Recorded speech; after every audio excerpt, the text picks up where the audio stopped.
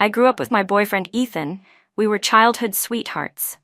But on the day of the college entrance exam, he told me to skip it. That morning, Lily, one of our classmates, suddenly got her period during the Chinese exam and didn't even finish her essay.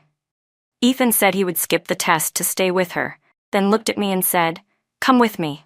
I tried to persuade him. "It's just one subject, you'll still have another chance." But when the results came out, Lily jumped off a building and took her own life. Ethan acted as if nothing had happened. He and I got into the same university, and later, we even went abroad to study together. After our love and careers both seemed perfect, we came back home to get married. I was filled with joy, eagerly waiting for our wedding day, until he pushed me off the school building. His eyes burned with fury and hatred. "If it weren't for your selfishness, if you hadn't refused to skip the exam, Lily wouldn't have died. It's all your fault. You should pay with your life." At that time, I was already carrying his child. When I opened my eyes again, I saw the same gentle, soft-spoken Ethan standing in front of me. "Mia, don't you want to skip the exam with me?" he asked. This time I smiled and answered, "Of course I do." Ethan finally sighed in relief and rubbed my head affectionately. It used to be my favorite gesture, but now it made my skin crawl. "I knew you were the best, Mia. Anyway, there's no exam this afternoon.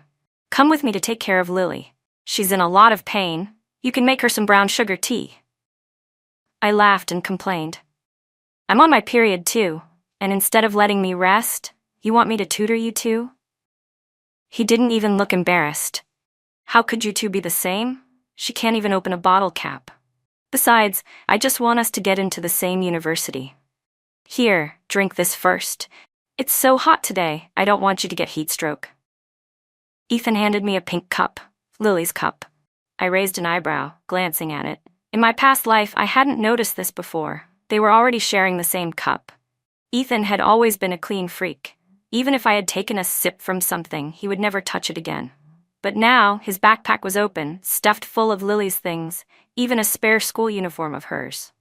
"Well," I said with a faint smile, "since you two are so in love, I'll make it easy for you. You go ahead. My parents are coming to pick me up anyway. I should explain things to them." Ethan hesitated, his eyes lingering on my face for a moment before he finally said, "All right, but don't forget to come. I don't know how to make brown sugar tea, and Lily will feel terrible without it."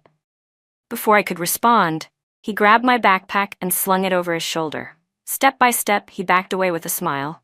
"I'll carry your bag for you. See how good I am to you?" I froze for a moment, then sneered inwardly. He wasn't being kind. He just didn't trust me not to show up for the exam. He had taken my admission ticket and ID card with him. He knew better than anyone how hard I had worked to climb from an average student to the top of the class. He knew exactly how much effort I had put in. Yet just because Lily didn't do well on one exam, he demanded that I give up mine too. The more I thought about it, the colder my heart became. When Ethan finally disappeared at the end of the street, I slowly curled my lips into a smile and waved the documents in my hand. "Goodbye, Ethan." I had already secretly taken them out earlier. He could go ahead and retake the year on his own. But as I said that, I suddenly realized tears were streaming down my face. We had grown up together. I couldn't understand how he could be so cruel.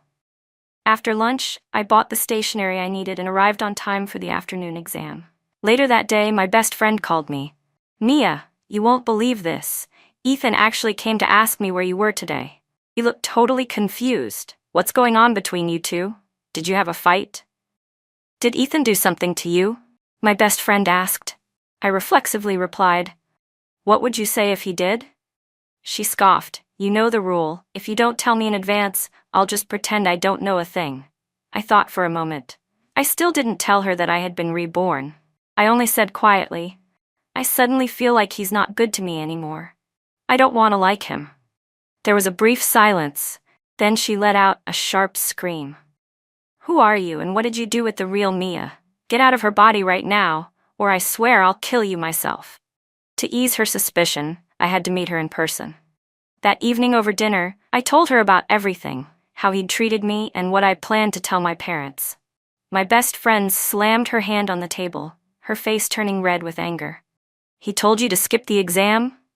Are you kidding me? You're not even naturally smart. It was already hard enough for you to climb to the top of the class, and he still had the nerve to say that to you? Her words were rough but true, though still a little too blunt. She took a deep breath, then said, "Good, you've finally come to your senses. Since you're not sick anymore and don't like him, just cut him off completely. Move on and leave that jerk behind." As my parents listened, they grew more and more furious. My mom wiped away angry tears. "How could you never tell us any of this, honey?" My dad slammed the table. "I'll go deal with him right now. That family has eaten our food, used our help, and still treated my daughter like this. His parents' jobs were connections I helped them get, and now he dares to humiliate you like this?" My best friend pushed past me, puffing up her chest. "I'm going to. I'll crush that bastard under my heel." I quickly stopped both of them. "Not yet. There's no need to alert them now. That whole family is like a nest of ants. Let's wait until after my exams." They looked at each other for a moment, then nodded and sat down again, though their chests still heaved with anger. The more they thought about it, the more furious they became. In the end, the three of us agreed on one thing. We'd move out and stay far away from that cursed family. A few days later, during a class reunion, my best friend called me on video. "Mia, I was worried you'd soften up again, so I'm showing you what those two snakes are up to right now." On the screen, Lily and Ethan sat side by side, practically glued together. They looked like a perfect match. The people around them were teasing and laughing. It was the same crowd from our old class. Lily was wearing a low-cut short dress, her hair pinned up high to reveal her delicate neck. The dress looked familiar. It was the one I helped Ethan pick out last year. Back then, I thought it was a birthday gift for me. Later, I found out he'd given it to her instead, because I had scored too well on a test, and he was afraid Lily would feel bad about it. Ethan's gaze drifted downward without even realizing it. One classmate joked, "What are you staring at, Ethan? Aren't you afraid Mia will find out?" Lily blushed and glanced up at him shyly, then accidentally leaned into his arms. "Don't say that," she murmured. "Mia will get upset." Ethan quickly comforted her. "She won't be angry. Don't worry, she doesn't dare." Even after everything that had happened, seeing this scene made my chest tighten with bitterness. Images of the days we'd spent together flashed through my mind one by one until they faded completely. My best friend muttered under her breath, "See that? Do you see their true faces now?" But I already knew. I just hadn't wanted to wake up from the illusion. "By the way," someone in the video asked, "where's Mia? Why isn't she here yet?" Ethan finally seemed to remember me. The class monitor looked around curiously. "I thought she was coming with you, Ethan. Don't you know where she went?" "Yeah," another added. "You two are always together. How could you not know?" Hearing that, a memory flashed in my mind. When I was 10 years old, I secretly went out to buy him a birthday cake. I almost got kidnapped by human traffickers. Ethan had chased after the van on his bicycle, crying and shouting for help from strangers. In the process, he crashed and fell, knocking out one of his front teeth. When the police finally arrived, Ethan's face was bruised and swollen from the beating he'd taken from the traffickers. Amid the chaos and shouting, he still tilted his chin up proudly and said to me, "Don't be scared, Mia, I'll protect you." Thinking of that moment, I slowly turned off my phone screen. I didn't want to look anymore. He must have been preparing a birthday gift for me back then. Every year, there was always one day like that. Then, through the phone's speaker, I heard Ethan's familiar, self-satisfied voice. "I've always treated her well, and she knows it." Someone in the background laughed. "Man, you're lucky, holding one girl in each arm." "Don't say that," Ethan replied quickly. "Lily is like my little sister." He wasn't entirely wrong. But this year, I wasn't planning any surprises for him, and I wasn't even in the same city. My best friend had been secretly following the two of them that day. When she saw them finally part ways, she panicked. "Mia, he's saying he wants to go find you. What excuse should I use to stop him? You haven't finished moving yet. What if he finds out and starts camping outside your house?" She was restless and anxious, but strangely I felt a faint sense of expectation. If Ethan really finds out, will he regret it? "Ethan, it's getting dark," Lily said softly, clutching the corner of his shirt. "I'm scared." He comforted her gently. I'll call a cab for you. I'll stay on video with you until you get home, okay? But Lily didn't let go. Her voice trembled. But it's supposed to thunderstorm tonight. The night my dad died, it was storming too. Her tears streamed down, her whole face delicate and pitiful, like rain on flower petals.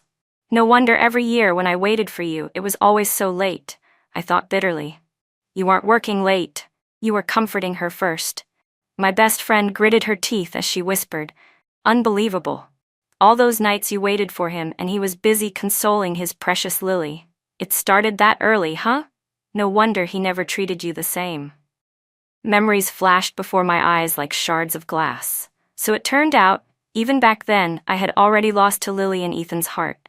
Or maybe in his eyes I was just easier to please. I let out a bitter laugh. Easy to please? Not really. I just loved him more. Seeing Ethan torn, Lily lowered her gaze, tears still glistening in her eyes, and gave a faint trembling smile. "I'm sorry, I shouldn't ask so much of you. Go to her. She's about to start college. You probably have a lot you want to say to her." Ethan immediately interrupted. "Lily, stop overthinking. She already agreed to skip the exam. She's just like us, a retaker now, and with her tutoring us, it'll be easy to get into the same university. Don't cry, okay?" Lily wiped her tears, still sniffing softly. "Really?" "Of course," Ethan said with a tender smile, ruffling her hair affectionately. "Would I ever lie to you? I already took her admission ticket and ID. I'll mail them back to her after the exams." Lily finally stopped crying, her lips curving into a fragile smile. Ethan exhaled deeply, relieved. "You're the best, Ethan," she said softly. "Then go keep her company. I can go home on my own. I shouldn't be so clingy. But if I get scared tonight, can I call you?" Looking into her tearful, pleading eyes, Ethan hesitated. After a moment's struggle, he gritted his teeth and said, "Forget it, I'll take you home myself. Wait here, I'll message Mia to tell her. She'll wait for me, no matter how late it gets." From the angle Ethan couldn't see, Lily lowered her face and wiped her tears, a sly smile tugging at her lips. She knew all too well, men always wanted what seemed rare, and women's disappointment turned to heartbreak easily. As long as I, Mia, completely lost faith in Ethan, that would be enough. My best friend's voice trembled with anger through the phone. "I swear, if we weren't waiting to let things unfold properly, I'd march over there and slap them both right now. You're under so much pressure retaking this exam and they still treat you like a free tutor? Still dreaming about college?" Someone once mocked me. "Then go study at a madhouse." Looking back now, it had always been like this. Only my best friend hadn't returned from abroad early enough to see it. I had been blinded by what I thought was deep affection, by the illusion of a childhood sweetheart's love. And so, I played the role of his servant for years, willingly lowering myself, believing it was love. My best friend, afraid that Ethan might actually come looking for me, stayed over at my place that night to keep watch. But she slept straight through till morning, and never saw a trace of him. The next afternoon, Ethan finally texted me. "Sorry, Mia. Lily got sick last night and I was taking care of her all night. I just woke up. Don't worry, she slept in the bedroom and I slept on the couch. If you're awake, can you make some porridge with pork and preserved egg and bring it over? And by the way, you're her future sister-in-law. It's been so long and you haven't even called or come by." That's kind of rude, don't you think? Tell you what, this time for her birthday, I bet you already bought that gold ring I said I liked last time. Bring it and give it to her as an apology. I'll help you smooth things over, don't worry. If this had been before, I might have immediately gone to the kitchen, started cooking, and happily carried the porridge over like a fool. But now, as I stared at the message, all I felt was disgust. At last, I truly saw Ethan for what he was, a shameless, two-faced scumbag. The next second, a notification popped up, Lily's profile picture. She had sent me 3 photos. The first one, under dim light, Ethan lay next to her, his hand resting, judging by the angle, right on her waist. The second, a mirror selfie of Lily, smiling softly while Ethan stood behind her, drying her hair with a blow-dryer. The third, Ethan shirtless, wearing only an apron, cooking in the kitchen. He had never done any of that for me, even though we'd grown up together. Because I'd always been the one taking care of everything, he never had to lift a finger. Then, as if to twist the knife deeper, Lily sent a message. "Mia, don't misunderstand, okay? He was just really tired last night, so he accidentally fell asleep next to me. As for the hair drying, I hurt my wrist when I tried to open a bottle, so he insisted on helping, even though I told him not to. I couldn't stop him. You're so much better than me, strong and independent. I'm weak and always such a burden. Oh, and the air conditioner broke, and Ethan said takeout isn't healthy, so he insisted on cooking for me. It got so hot in the kitchen, he took his shirt off. He only sees me as a little sister. I just wanted to tell you everything up front so you wouldn't misunderstand. Please don't scold him, okay? He's a guy, and you're a girl. You should really try to control your temper a little, big sis. She even attached a cute little emoji at the end. Reading that, I felt a surge of helpless rage, like I wanted to punch through the screen but couldn't. Then I sneered. Fine.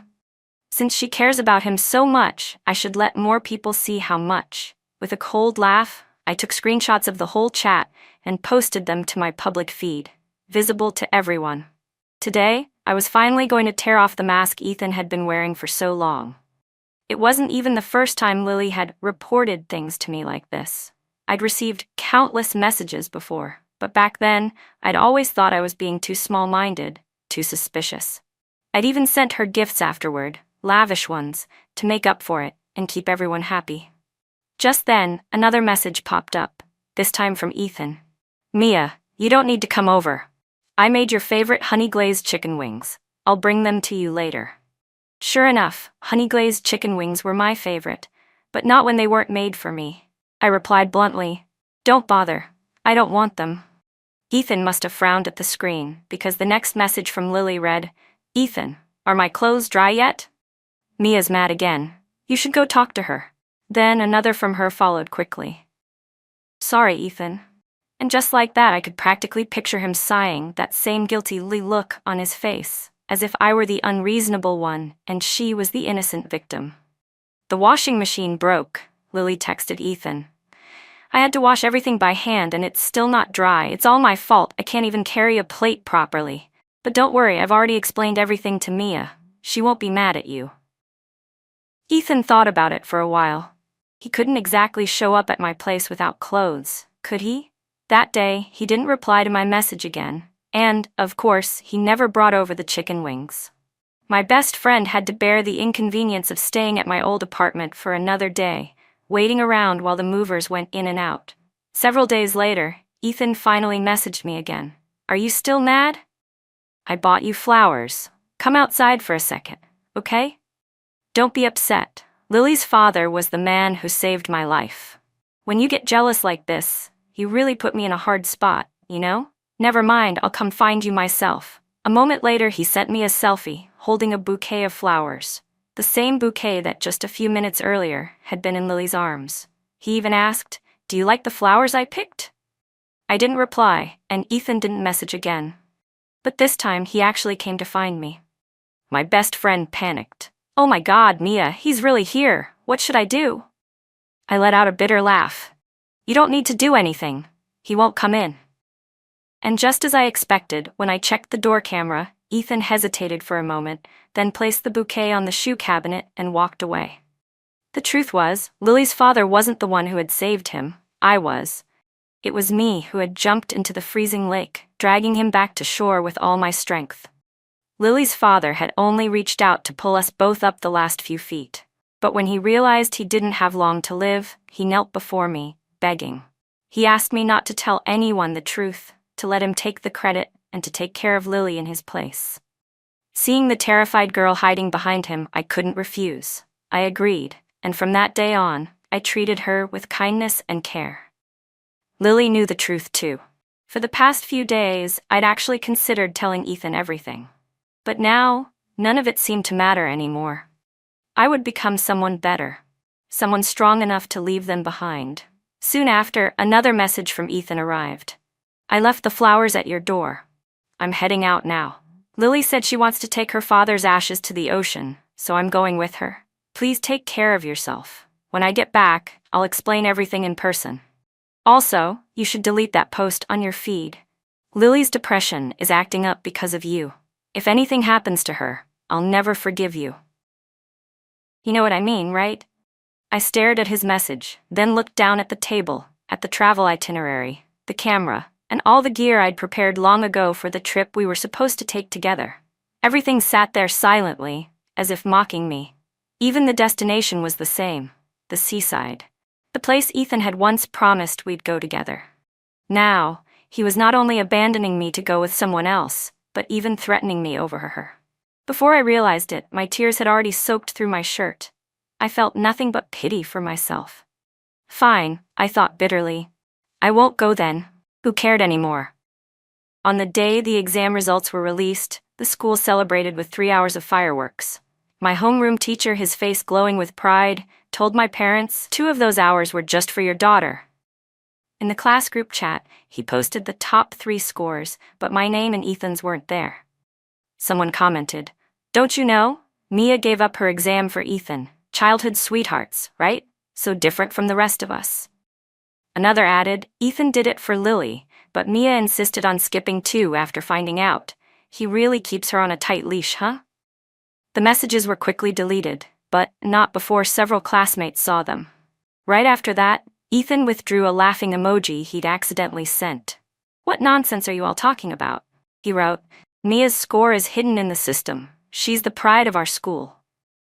The chat went silent for a few seconds, then erupted with excitement. Dozens of messages poured in, all congratulating me. Ethan's messages came one after another. He must have realized my number was disconnected after trying to call and getting no answer. "Mia, didn't you say you were going to skip the exam? What's that supposed to mean? So the reason you've been ignoring me lately is because you got into college? Now you think you're too good for me? Don't you dare submit your application. If you do, I'll never forgive you. I'll never see you again. Why aren't you replying?" I didn't respond. 10 minutes later, my best friend video called me, her tone sharp with excitement. "Mia, Ethan's here. He's actually knocking this time." Then she muttered, "Oh, I'm going to deal with him properly today. All those times before, he never had the guts to knock. But now that he knows you scored high, he's scared you'll dump him, so suddenly he's got courage." I had just opened my mouth to tell her to be careful when her voice came through the phone again, louder this time. "What are you doing? You think you can just barge into someone's house?" Ethan's voice followed, surprised. "Why are you here, Mia's friend? Tell her to come out. I want an explanation." As he craned his neck to peek inside, my best friend let out a cold laugh and shoved him back. "Explanation? And what right do you have to demand one from her? Mia's a top student at North University. You wanted her to throw away her college entrance exam for you and your little fling. She refused and now you're here to hit her?" Then, dramatically, my best friend let out a piercing wail and threw herself to the floor. "Neighbors, come quick and see this. Because our school's top student refused to skip the exam with him, he came here to beat her up." Within moments, the whole neighborhood was out in the hallway. I had my phone on speaker, listening with my parents. My dad, after a minute, awkwardly reached for a bag of sunflower seeds and whispered, "Want some?" Before I could answer, my mom smacked the back of his head so hard it made a thud. He winced, rubbing his scalp. "Ow! Ow! What was that for?" "You shameless man," my mom scolded. "Don't you remember? His grades were only decent because she tutored him. Now, he doesn't want to take the exam himself, and he's coming here to pick a fight? His face is thicker than a brick wall." She slammed her hand on the table. "Tell me, when's he bringing his little mistress over? We'll give them a nice mixed doubles beating. That girl's so sweet. What did she ever do to deserve a scumbag like him? God help us, what a sin." My dad and I looked at each other and both burst out laughing. Turns out, our usually cold and distant neighbors had a strong sense of justice after all. Mom sighed proudly. "Well, I guess sharing my vegetables with everyone wasn't for nothing. At least they're all on our side now." Ethan, embarrassed beyond belief, turned red as a beet. After a few minutes of being scolded by half the block, he tried to leave, but my best friend wrapped her arms around his leg, refusing to let go. "Oh, trying to run now?" she yelled. "Weren't you just pulling my hair and threatening me a moment ago? Why aren't you so tough now that everyone's watching? Come on, hit me. Why don't you hit me again?" Ethan tried to wriggle free, panicking. I didn't hit anyone. I'd never hurt Mia. I just wanted to talk to her." But my best friend clung tighter, glaring at him. The crowd kept shouting insults, and Ethan's face grew redder by the second. He finally broke down, pleading in a small voice, "Please, let me go.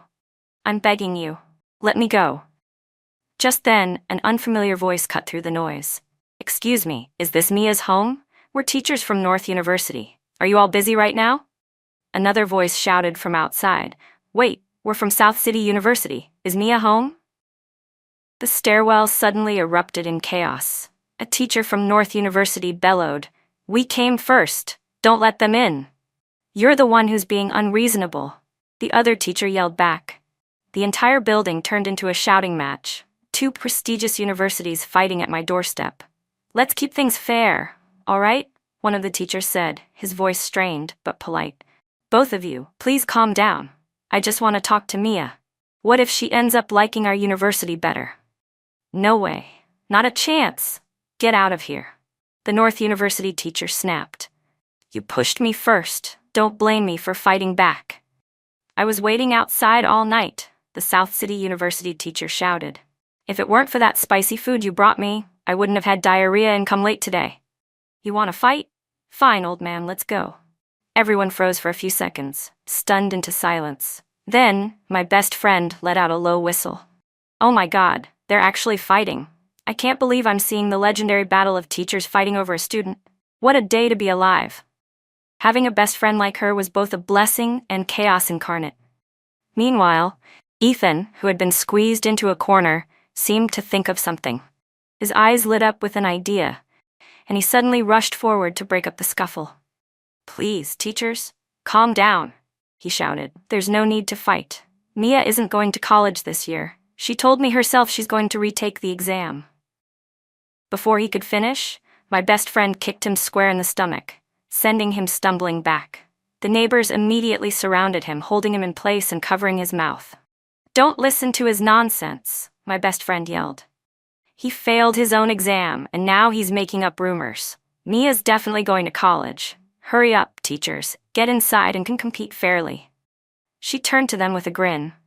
"Not for a fight, an interview." Once the teacher stepped inside, she slammed the door shut and locked it, shutting Ethan outside as he struggled and shouted. Then she cracked the door open again, just long enough to spit out "scumbag" before slamming it once more. They said he was lectured by the neighbors for an entire afternoon before they finally let him go. Even the little kids pointed at him on his way out, clapping their hands and chanting, "Shame! Shame!" Inside the apartment, I sat there holding my phone, staring awkwardly at a screen filled with professors' faces, all of them staring right back at me. Hi," I managed with an uneasy smile. One of the professors cleared his throat. "Mia, we apologize for showing up so suddenly. This was poor planning on our part. We should have updated your address earlier. Allow me to introduce the offer our university is prepared to make." He suddenly paused, glancing off screen. His tone turned cold. "Could I have some privacy, please? Thank you." Outside the frame, we heard a grumble. Another teacher, clearly refusing to back down. "Oh, now you want to be polite? Didn't seem so polite when you were yanking on my hair a few minutes ago." "You grabbed me first." They bickered all the way to the stairwell until nightfall. My best friend finally saw off the teachers from North University, and by then, even the professors who came after them had to postpone their visit to the next day. The following morning, right at 8 o'clock, the doorbell rang again. I was in the middle of yoga, so I threw on a random outfit and opened the door.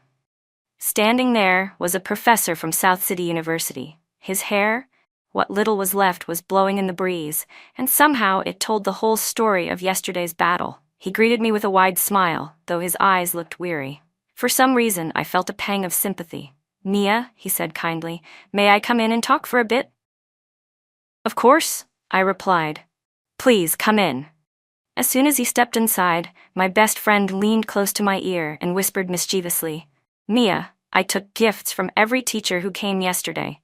South City's guy paid the most, so he gets to go first. Don't worry, there are plenty more after him." Then she handed me a breakfast bag. "I knew your parents already left for work, so I brought you food. Eat up, freshen up, and brace yourself for the storm." She grinned like a mischievous villain, so wildly that the South City professor actually shivered and rubbed his arms nervously, forcing a smile. It suddenly reminded me of a saying: money's hard to earn, but crap's even harder to swallow. Maybe this was what adulthood really looked like. After a whole day of meetings and negotiations, I finally got to rest. Exhausted, I collapsed onto the couch and picked up my phone to return a call from my tutoring teacher. "Sorry, Mr. White," I said apologetically. "Today was so busy, I didn't have time to answer earlier. Is something the matter?" On the other end of the line, Mr. White sighed. "Mia," he said helplessly. "Congratulations," Mr. White said warmly. "You did incredibly well this time." "It's all thanks to you, Mr. White," I replied sincerely. "Without your guidance, I never would have achieved this." He smiled faintly, then sighed. "But tell me, why haven't you been talking to Ethan? He came looking for me this afternoon." "Mr. White, wait a second," I said. "Let me call him back on my tablet. Don't hang up." I put the call on speaker and dialed Ethan. The phone only rang once before he answered. Ever since he'd met Lily, this was the first time he'd picked up so quickly. His voice came through the line, anxious but carrying that same old arrogance.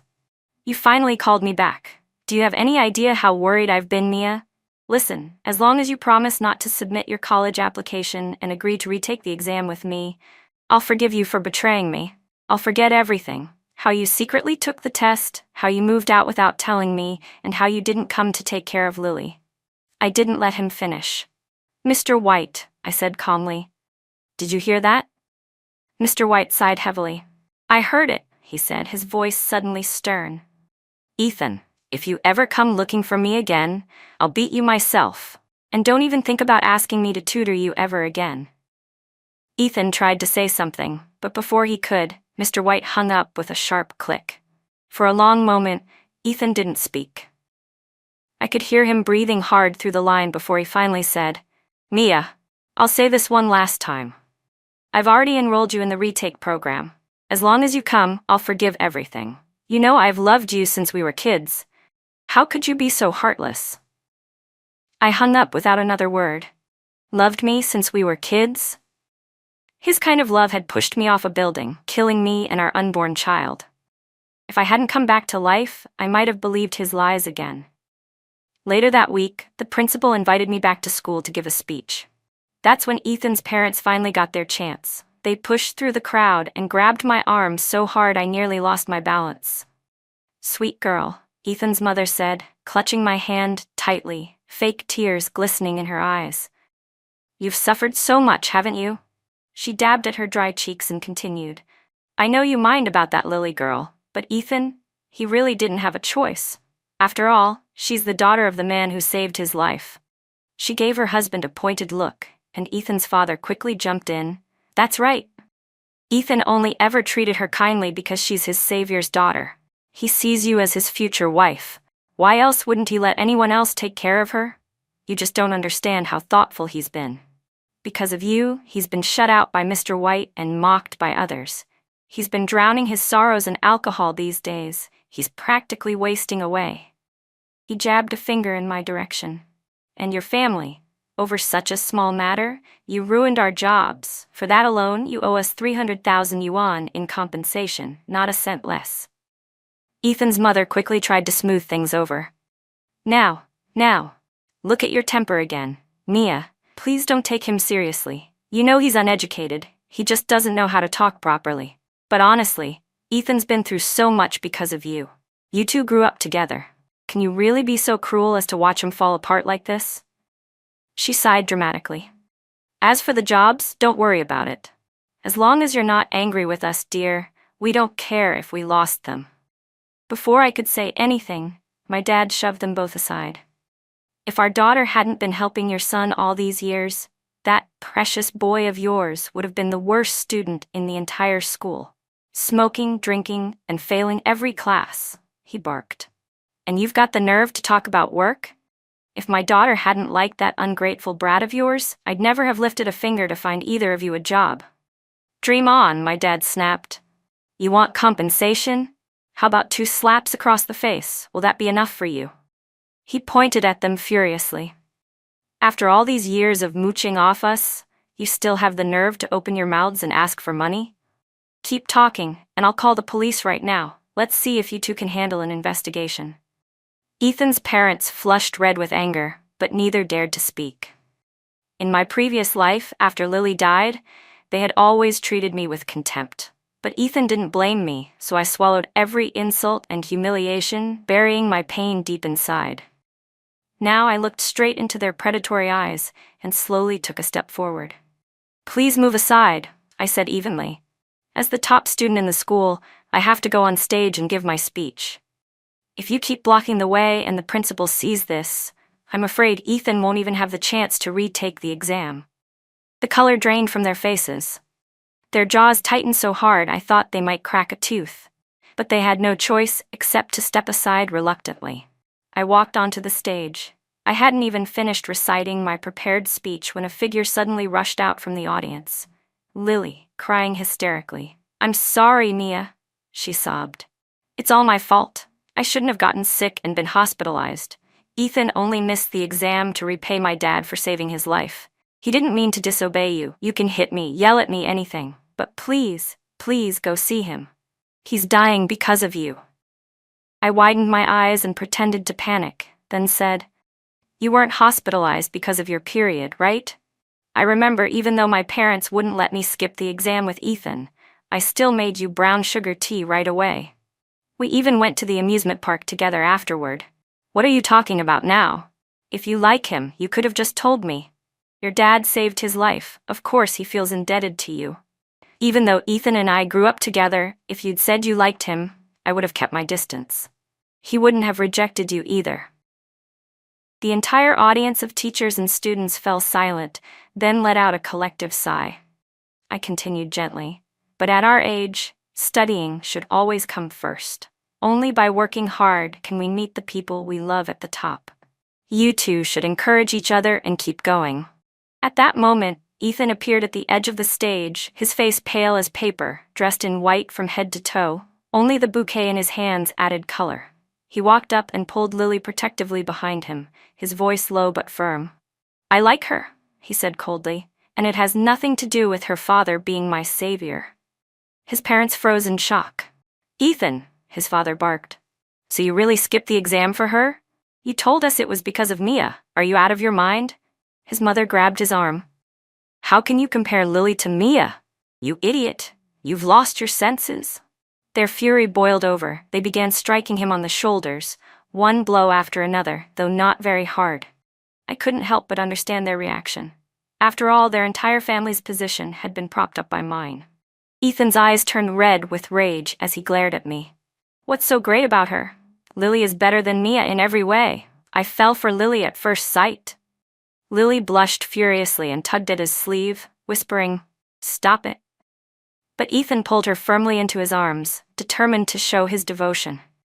"It's all Mia's fault for refusing to let go," he shouted. "If it weren't for her clinging to me, Lily and I would have been together long ago." Gasps rippled through the entire auditorium. Until that moment, everyone had believed Ethan had treated me well, that I was the one who broke my promise and took the exam anyway. But now, he'd exposed himself completely. A man who ate from one bowl while staring at another, and then spat in both. My goal was finally achieved. I smiled faintly as the security guards came forward to escort Ethan, Lily, and his parents out of the hall. When it was over, I stepped outside the school gates. Ethan turned back, his expression dark, and glared at me. "Mia," he said coldly, "if you walk away today, I won't retake the exam. I'll marry Lily immediately." Just as he wished, I stopped walking. His face lit up with smug relief. "Then congratulations," I said softly.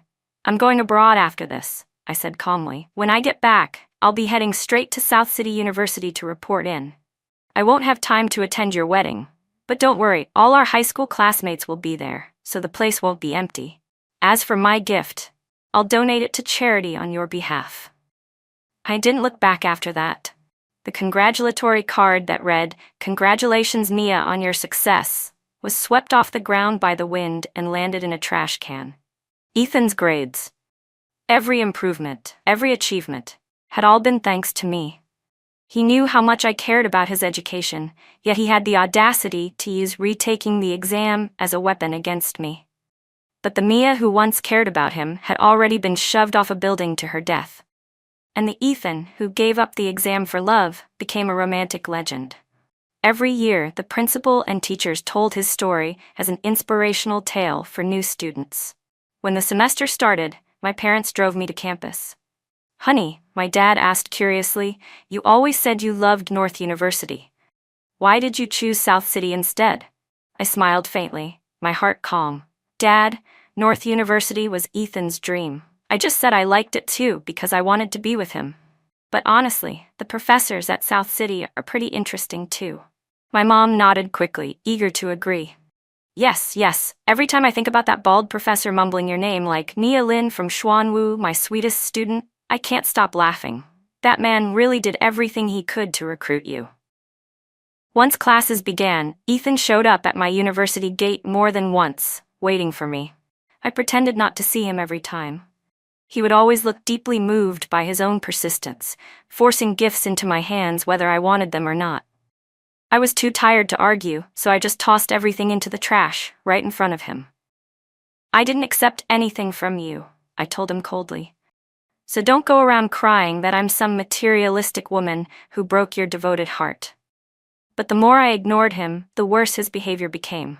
One day he showed up with a ring of roses shaped like a giant heart. He knelt in the middle, eyes wet with tears. "Nia, I was wrong before," he cried. "Please marry me. I swear I'll treat you right from now on." The crowd that had gathered around started chanting in unison, "Say yes! Say yes! Say yes!" My senior, who'd been watching from a distance, leaned in with a smirk and whispered, "You'd better be careful. That guy looks like he's ready to kill you. He's scarier than our thesis advisor." I chuckled under my breath, fighting back irritation. He was right. Ethan's eyes were blazing. The moment he saw my senior standing beside me, his expression twisted with rage. He suddenly shot up from his knees, pointing at me furiously. You betrayed me! You have another man at school, don't you? How could you do this to me? I've been working so hard, retaking the exam just so we could be together. And you went to college first and betrayed our childhood promise? We're engaged, Mia." I raised an eyebrow. "Really? Because I remember you saying if I wasn't around, you wouldn't even retake the exam. You'd just set up a fried snack stand outside the school." Ethan froze, choking on his own words. But then he straightened his neck stubbornly. "Then what's your relationship with him?"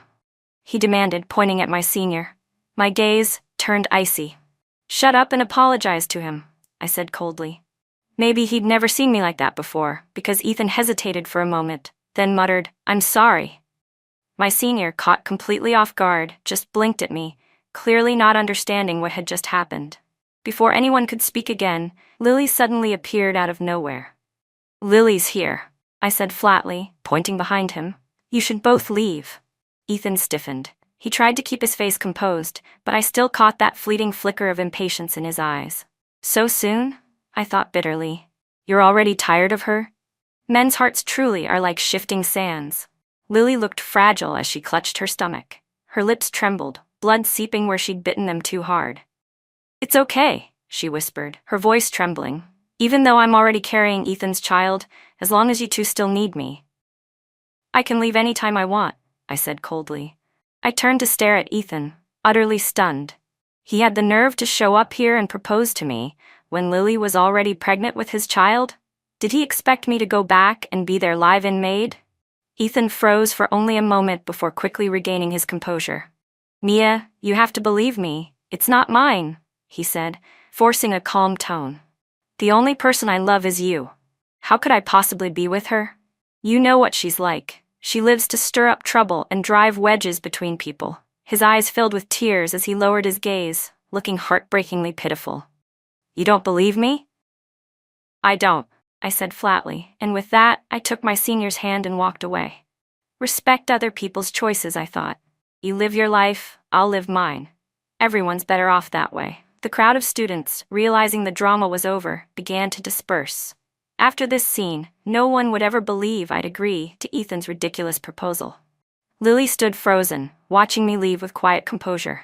Her eyes followed me every few steps, and the jealousy burning in them could no longer be hidden. From that day on, I started receiving strange packages. They were always cash on delivery, and every single one was filled with photos. Judging by the contents, they were clearly sent by Lily. I couldn't help but roll my eyes. Sending disgusting packages is bad enough, but making me pay for them? That's a whole new level of pathetic. There were photos of Ethan lying with his head on her stomach, of him hugging her while they slept, of him cooking for her. Each envelope came with little notes begging me to let go and bless their love. After seeing all that, I became certain of two things. Ethan would never get into South City University, and Lily definitely wouldn't either. As for my reply, I sent just 4 words: "Congratulations on your doom." The next year, sure enough, Ethan failed to get into South City. He ended up choosing a nearby mediocre college instead. According to my best friend, since our old school had refused to recommend them, Ethan and Lily moved to a neighboring city and enrolled at a lesser university.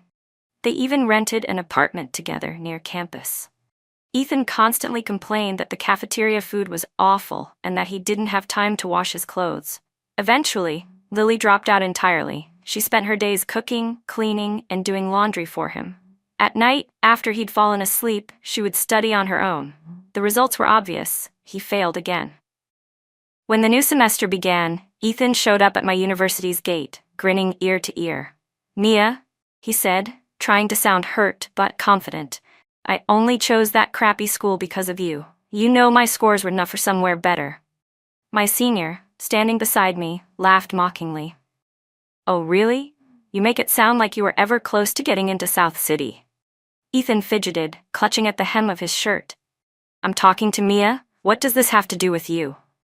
He looked nothing like the proud boy I used to know. His once smooth, clean-cut demeanor had been replaced by nervous tension and insecurity.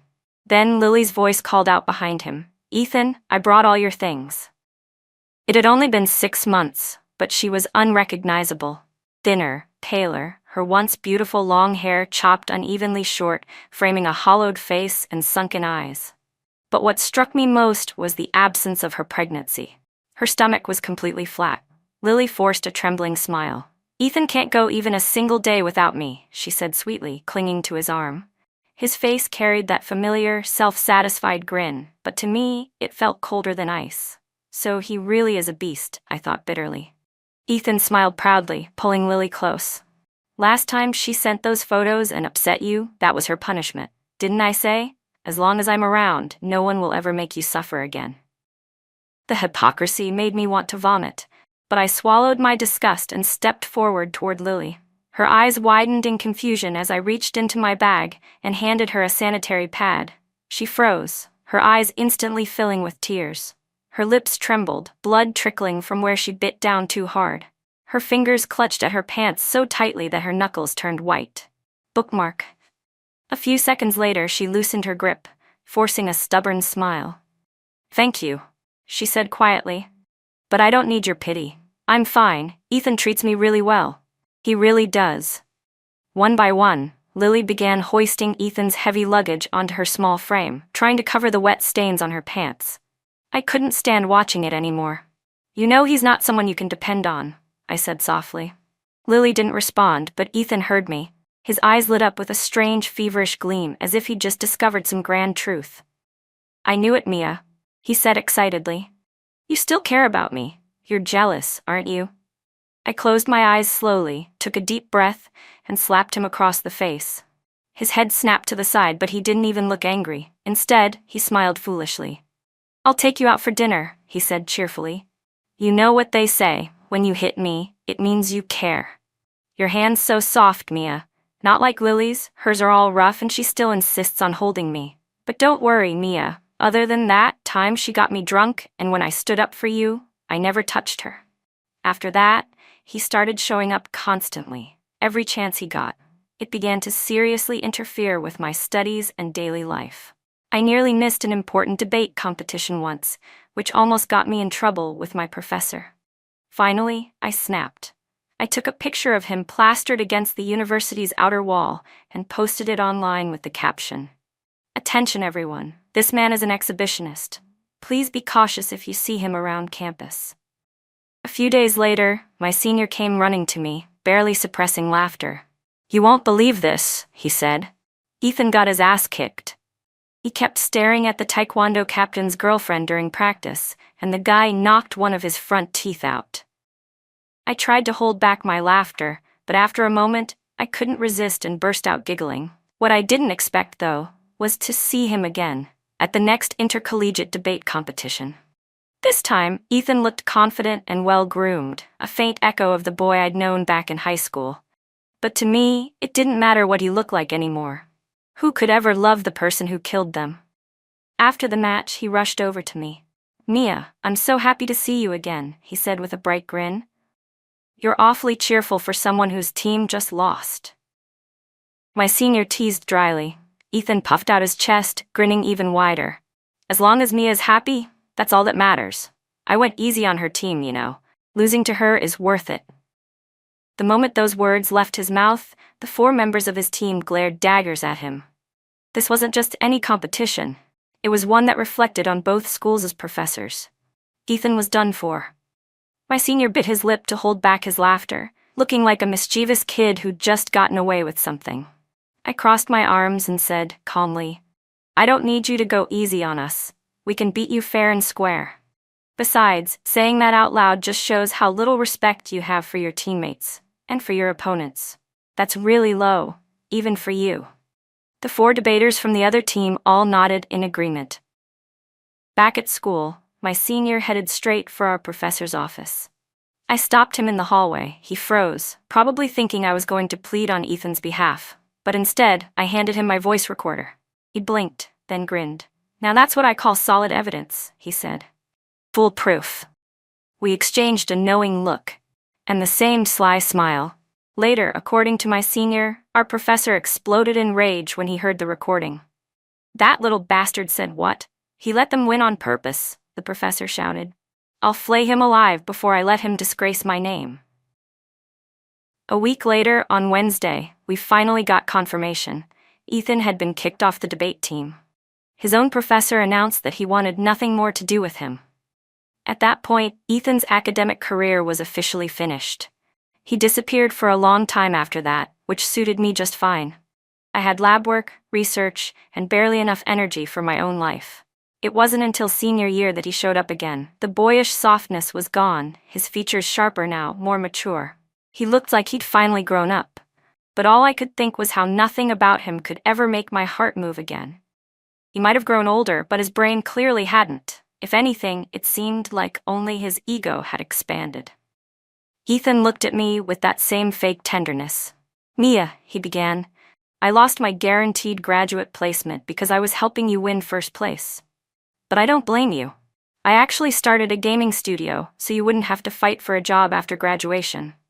When you're done with school, you can come work with me, be the boss's wife, and just collect the money." He reached out to grab my hand, but I sidestepped quickly. He didn't even seem embarrassed. Instead, he grinned like a fool and leaned forward, trying to hug me. I took several steps back to avoid him.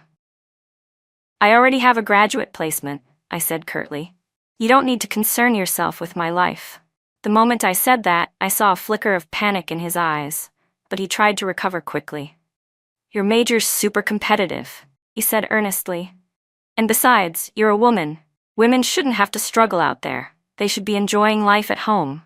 Once you graduate, just join my studio. That way, we'll always be together."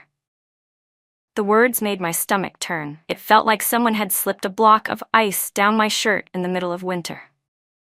Before I could reply, a calm, amused voice came from behind me. "No wonder I could hear a dog barking from so far away," my senior said. "Turns out it was blocking my way." The early summer sunlight filtered through the trees, falling across his shoulders. He tilted his head slightly, giving me a lopsided smile, and for a second, my heart forgot how to beat before it began racing wildly again. My senior's expression cooled as he stepped forward, looking down at Ethan with quiet authority. "She's one of the top 3 students in our department," he said sharply. "And you?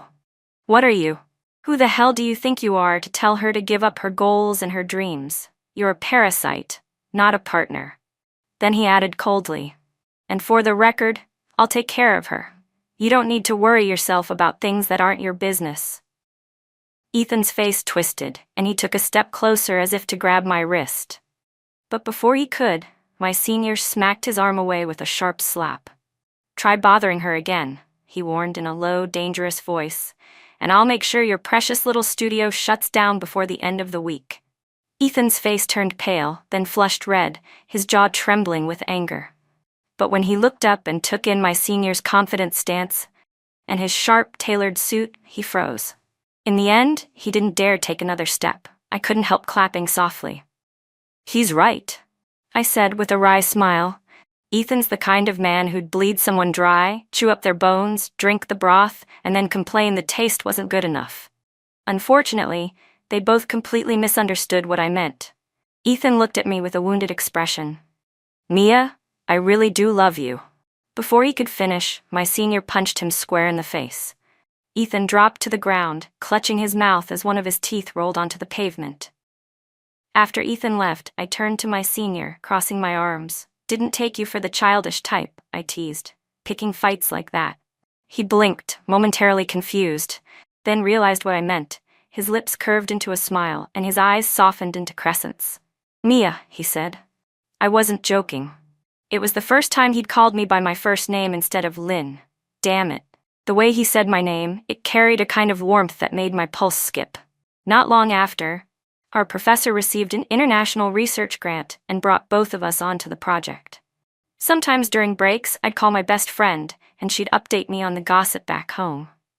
Her face filled the screen, eyes wide with excitement. "Mia, you won't believe this. Ethan's so-called gaming studio, it was funded with the compensation money from Lily's dad's death." I chuckled. Figures. With his skill level, there's no way he built anything from scratch. "But that's not even the craziest part," she said, voice dropping to a whisper. "He actually bought life insurance policies for both his parents, accidental death coverage. Can you imagine? What kind of monster does that?" My jaw tightened slightly. "What happened? When his parents found out, they completely disowned him," she said, her tone half gossipy, half gleeful. "Now he and Lily are crammed into some tiny, broken apartment together." I smiled faintly. "Well, I guess that's what they call true love." She clapped her hands in agreement. "Exactly. And get this, it gets worse. Ethan's deep in debt. He tried to negotiate a new business deal, but one of the investors, apparently, took an interest in Lily. That night, Lily went to meet the investor. When her mother found out, she was furious. She gathered a few men and had Ethan beaten within an inch of his life. If Lily hadn't begged them to stop, they probably would have killed him on the spot. And yet, Lily defended him. She said Ethan had only become the way he was because of her, because she'd given up on taking the college entrance exam and failed to get into North University. She said that when his business collapsed and people mocked him, it was all her fault. She insisted she was willing to do anything for him, and that none of it had anything to do with Ethan. The scene was complete chaos. In the middle of the fight, Lily tried to shield Ethan and someone shoved her off the 10th floor. She died instantly. I was so shocked I couldn't even speak. In that moment, I realized just how much Lily's fate mirrored my own from my previous life. Back then, Ethan's entire family had blamed me for her death, and I'd been consumed by guilt, so much that I sacrificed everything for them. Now her mother stood trembling with rage, her face pale as ash. She collapsed on the spot, and when she finally woke up, the first thing she did was press charges against Ethan. The case is still ongoing, I heard. The university, on the other hand, expelled him almost immediately for serious moral misconduct and academic dishonesty. I couldn't calm down for a long time after hearing all this. It confirmed what I had always known. Everyone who got too close to Ethan ended up miserable.